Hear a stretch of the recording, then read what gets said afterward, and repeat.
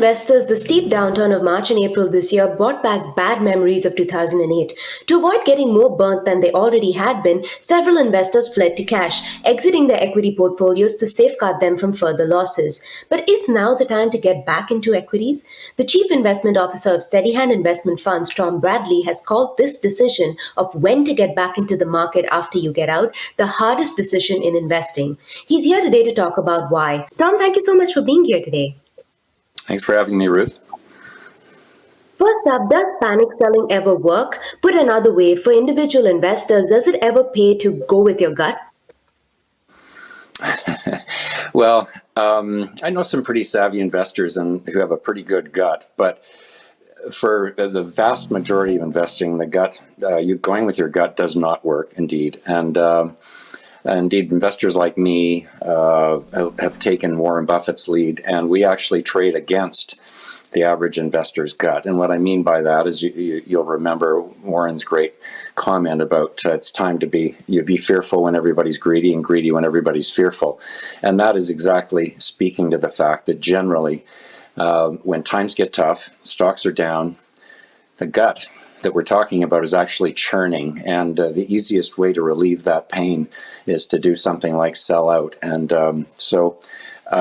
yes, it can work for sure, but I think what makes it so hard and why I call it the hardest decision is not the first decision to sell, it's the second one. And it's only successful strategy if you get both decisions relatively correct. And we'll talk about that for sure. But I should say that this isn't just sort of an imaginary issue.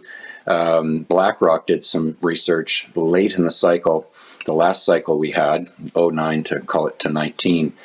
And their research showed that Canadians, on average, had over half of their retirement assets in cash or cash-like instruments, so BGICs, things like that. Many Canadians missed the last bull market because they were so scarred by what happened in 08, 09. And so this is a very real issue out there for investors. And is that the reason that this decision is the hardest one an investor will make? You know, there's lots of reasons. I'll give you three. First of all, if you think about going from, an average investor goes from a balanced portfolio all to cash.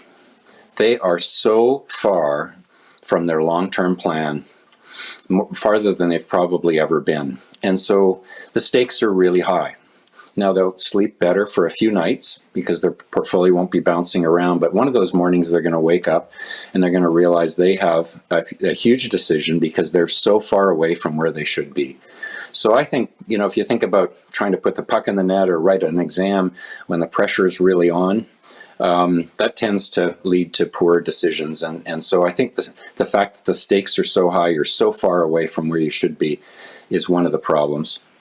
The other one is that in our society, we get constant reinforcement as to why it's the right thing to be out of the market. The media machine is generally biased towards negative news. The headlines are negative, page 8 might be positive. And so there's always something feeding your view that you should stay out of the market. And it in my observation, it makes it very hard for people to turn around and go the other way. The third thing I'd mention, and it doesn't always happen, but think about the cases where you sell out and you're wrong. The market, for instance, last month, say you sold out in late March. Here we are heading in further into the spring, and markets are back up.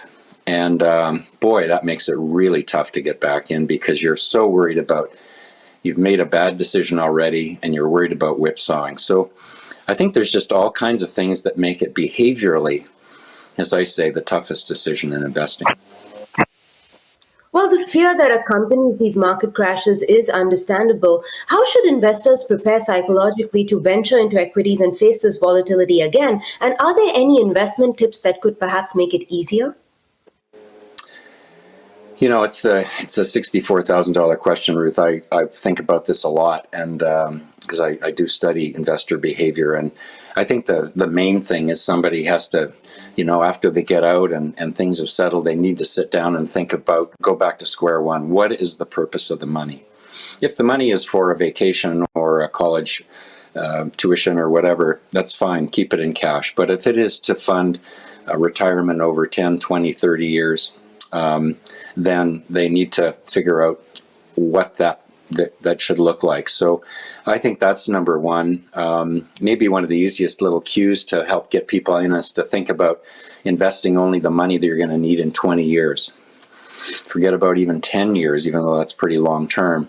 Think about the money that's longer term, because you should certainly be able to handle the volatility for that kind of money.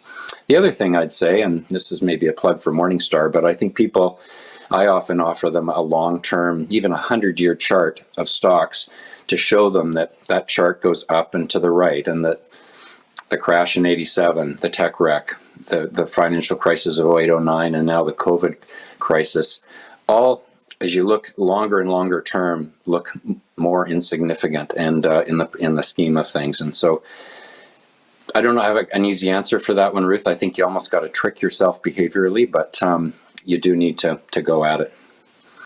Finally, what are some of the ways to safeguard a portfolio from volatility?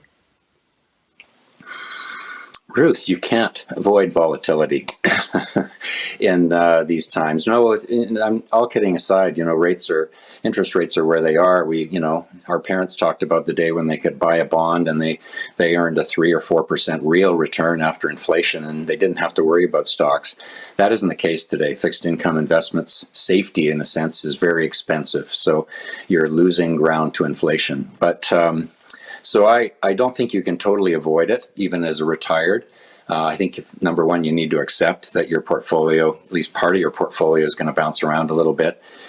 Prepare for it, both mentally, but also cash flow wise. If you're retired, make sure you have a spending reserve set aside so that some of the rest of your portfolio can bounce around. And then I think the biggest dial that we all have on our dashboard as far as dealing with volatility is asset mix. So if you can't stomach the asset mix or the volatility that goes with really aggressive portfolios, then you dial it down. Own less stocks, own less high yield, own more secure investments like GICs, government bonds, etc. So no easy answer there, and we all have to accept some volatility in our investing approach, but the asset mix is the way to kind of dial it up or down. Thank you so much for joining us with your perspectives, Tom. Thanks, Ruth. For Morningstar, I'm Ruth Saldana.